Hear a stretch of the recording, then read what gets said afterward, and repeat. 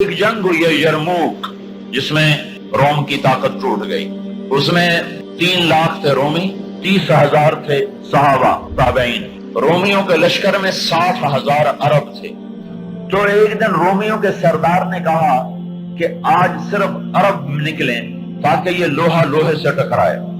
ایک دن طے ہوا کہ کل جو لڑائی ہوگی صرف عربوں سے لڑے۔ تو یہ خبر پہنچی حضرت خالد کو، تو انہوں نے ابو عبیدہ سے فرمایا مجھے 30 آدمی دے دو، 30، میں 60,000 سے لڑنے جاتا ہوں۔ ابو سفیان کہنے لگے مذاق کر رہے ہو؟ کہ نہیں مذاق نہیں کر رہا ہوں، تو کیوں بزدل بنتا ہے؟ اسلام لانے کے بعد بزدل ہو گیا ہے، جاہلیت میں جبار، اسلام میں بزدل۔ کہنے لگے میں بزدلی کی بات نہیں، انصاف کی بات کرتا ہوں۔ 30 آدمی تھوڑے ہیں، تو نے اگر کچھ کر رہے ہیں تو 60 لے کے جا، 60 آدمی 60,000 کے لیے، 60 آدمی 60,000 کے لیے۔ کسی فوج کے قانون سے پوچھو، کسی جرنیل سے پوچھو، آج کے پچھلے دور میں 60 آدمی 60,000 سے لڑنے جا رہے ہوں، کوئی ہے عقل میں آنے والی بات؟ تو حضرت ابو عبیدہ فرمانے لگے بھائی خالد 30 تھوڑے ہیں، 60 لے جاؤ۔ کہنے لگے بات یہ ہے ابو عبیدہ، اس لشکر میں، تیرے لشکر میں، اس تو امیر ابو عبیدہ تھے، اس لشکر میں کچھ لوگ ایسے ہیں جن کو میں ذاتی طور پر جانتا ہوں، جب اللہ کے سامنے ایسے ہاتھ اٹھاتے ہیں تو اللہ ان کے ہاتھ خالی واپس کبھی بھی نہیں لاتا۔ اس لشکر میں ایسے لوگ ہیں۔ اس 30,000 کے لشکر میں 1,000 صحابہ تھے اور 29,000 تابعین تھے۔ کب میں جانتا ہوں اسی مجمع میں ہیں، جب وہ یوں ہاتھ اٹھاتے ہیں اور یا اللہ کہتے ہیں تو کبھی اللہ ان کا ہاتھ خالی واپس نہیں لاتا۔ تو حضرت ابو عبیدہ کہنے لگے پھر تو چن لے 60 آدمی۔ حضرت خالد بن ولید نے نام لینے شروع کیے۔ 60 آدمیوں میں سے ایک بھی تابعی نہیں، سب صحابہ ہیں، سارے صحابہ کو نکالا، تابعی ایک بھی نہیں نکالا۔ 44 انصار نکالے 16 مہاجرین میں سے۔ تو ایک انصاری کہنے لگا خالد اپنی قوم کو بچاتا ہے، ہمیں آگے کرتا ہے۔ تو خالد بن ولید نے فرمایا نہیں اللہ کی قسم، میں نے دیکھا ہمیشہ مشکل وقت میں اللہ کا نبی مدینے والوں کو آگے کرتا تھا، ہر مشکل وقت میں اللہ کا نبی انصار مدینہ کو آگے کرتا تھا، میں اس کی وجہ سے تمہیں آگے کر رہا ہوں۔ تو کہنے لگے ہاں سچ کہتے ہو۔ 44 انصاری اور 16 مہاجرین اور 60 آدمی، اور یہ 60,000 عیسائیوں سے لڑنے جا رہے ہیں۔ عرب کا ایک قبیلہ مسلمان نہیں ہوا تھا، بنو غسان، ان کے نصیب میں محرومی تھی، وہ آج بھی ایمان سے محروم رہے۔ تو یہ 60,000، یہ 60، جب آمنا سامنا ہوا تو وہ سردار کہنے لگا جبلہ بن ایہم، دیکھا ڈر گئے نا، میرا نام سنتے ہی ڈر گئے، دیکھو صلح کرنے آ رہے ہیں مجھ سے، صلح کرنے، آج میں ایسی شرطیں رکھوں گا یہ ذلیل ہو جائیں گے۔ اس کے باپ کو بھی نہیں پتا کہ لڑنے آ رہے ہیں، جب سامنے آ کے کھڑے ہوئے تو اب صفوں میں سے آگے آ گیا، کہنے لگا آج ایسی شرطیں رکھوں گا تو میں چھوٹی کا دودھ یاد آئے۔ اسخال نے کہا کون سی شرطیں؟ کہ تم کیا کرنے آئے ہو؟ کہ لڑنے؟ کہ تم صلح کرنے نہیں آئے؟ کہ نہیں لڑنے آئے ہیں۔ وہ بھی آگے عرب تھا، کہ جاؤ جاؤ تیاری کر کے آؤ، عرب کی ماؤں کا میں تانا نہیں سننا چاہتا کہ جبلہ نے 60 آدمیوں پہ 60,000 سے حملہ کر دیا۔ وہ بھی بیچارہ بدبخت عرب ہی تھا، کفر میں مر گیا۔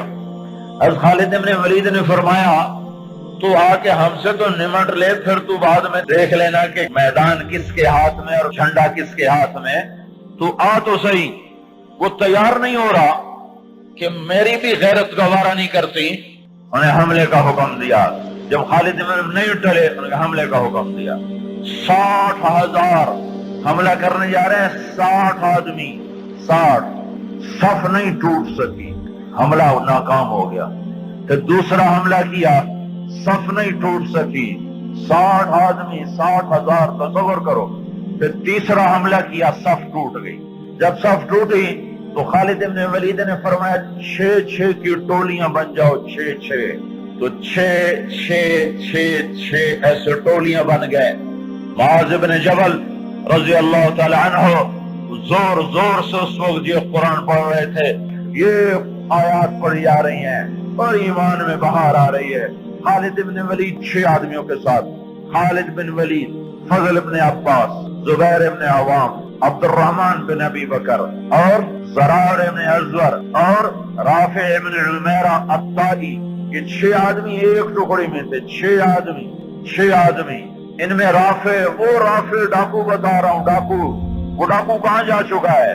وہ کتنا بلند ہو چکا ہے، وہ کیا کام کیا تھا میرے نبی نے، کیا کام کیا تھا میرے نبی نے، جس نے ڈاکوؤں کو ایسا اونچا پہنچا دیا کہ عرش ان کی دعاؤں پہ ہلنے لگ گیا۔ تو عبادہ بن صامت فرماتے ہیں میں قربان جاؤں، خالد جیسا مائیں کوئی روز تو نہیں جلتی۔ 20 حملے کیے خالد بن ولید پر 60,000 کے جتھے نے کہ اس کو مٹاؤ تو پھر سارا کام آسان ہے۔ 20 حملے ہوئے، اور زبیر ابن عوام اور فضل ابن عباس یہ دونوں آگے بڑھ جاتے تھے اور کہتے تھے، فضل ابن عباس کہتے ارے نادانو، میں ہوں عباس کا بیٹا فضل، اور یہ اللہ ہمارا ساتھی ہے، وہ اب بھی ساتھ دینے کو تیار ہے، پر کوئی توبہ تو کرے، کوئی اس کو منائے تو صحیح۔ جب بازاروں میں گانے کی موسیقی کی آوازیں ہوں اور گھروں میں ماؤں کو ذلیل کیا جا رہا ہو اور باپ کو دھکے دیے جا رہے ہوں اور بھائی بھائی کے خلاف عدالت میں کیس لڑ رہا ہو اور دکاندار کا ترازو غلط تول رہا ہو اور شراب عام ہو چکی ہو، جوا عام ہو چکا ہو، تو شکر کرو ہم زندہ ہیں، ہم پہ پتھر نہیں برسے، ہم پہ آگ نہیں برسی۔ اللہ سے سچا ساتھی کوئی نہیں، اللہ سے سچا دوست کوئی نہیں، پر اس کو ساتھ لینے کا ایک طریقہ ہے جو ہم سے چھوٹا ہوا ہے۔ میں ہوں عباس کا بیٹا فضل، یہ ہے عوام کا بیٹا زبیر، اور یہ کہہ کر دونوں حملہ کرتے اور ایسے شیر کی طرح آتے کہ آگے بکریوں کی طرح وہ بنو غسان پیچھے ہٹتے۔ 20 حملے کیے، 20 کے 20 انہوں نے توڑ کے رکھ دیے، اور یہ 6 کی ٹکڑی کو توڑ کوئی نہ سکا۔ اور ابو عبیدہ کہنے لگے خالد نے ہلاک کر دیا میرے ساتھیوں کو۔ صحابہ سارے صحابہ تھے نا، تابعی کوئی نہیں تھا، کہ خالد نے صحابہ کو شہید کروا دیا، میں عمر کو کیا جواب دوں گا؟ کہنے گا اٹھو تیاری کرو، چلو حملہ کرو۔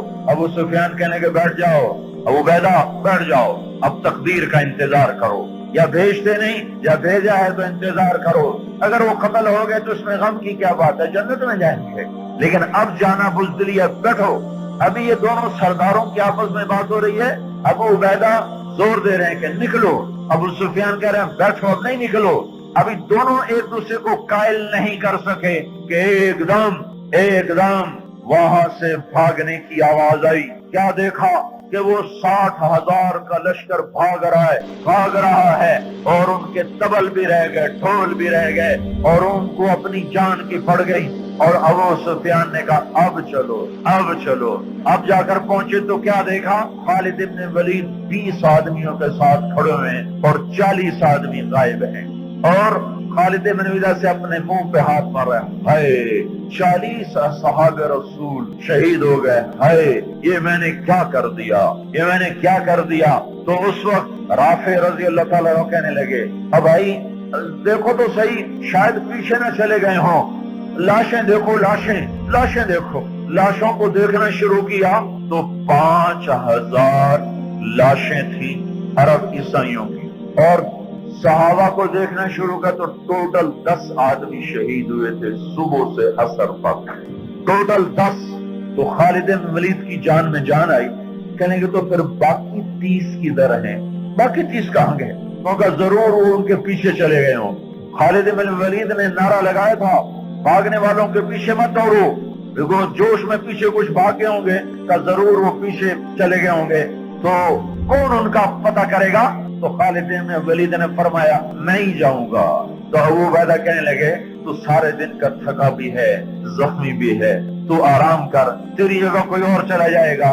کہنے لگے آرام تو انشاءاللہ جنت میں کریں گے، آرام تو جنت میں ہوگا انشاءاللہ، یہاں آرام نہیں کام ہے۔ اور ایڑ لگا دی، تھوڑی دور گئے تھے تو آگے گھوڑوں کو ٹاپ تو انہوں نے تکبیر پڑھی، آگے سے تکبیر کی آواز آئی تو وہ فضل ابن عباس کی آواز تھی۔ تو جب قریب آئے تو اللہ کے بندو کہاں چلے گئے تھے؟ کہا ہم نہ رہ سکے، ہمیں کہا ان کو اور مارو، ہم ان کے پیچھے بھاگے تھے۔ وہ 30 آدمی پیچھے بھاگے، ان میں 5 قید ہو گئے اور 25 واپس آ گئے۔ ان میں زرار ابن ازور بھی تھے جو قید ہونے والوں میں تھے، 4 اور غیر معروف تھے، معروف مشہور ہستیوں میں زرار ابن ازور رضی اللہ تعالیٰ عنہ، 4 آدمی اور۔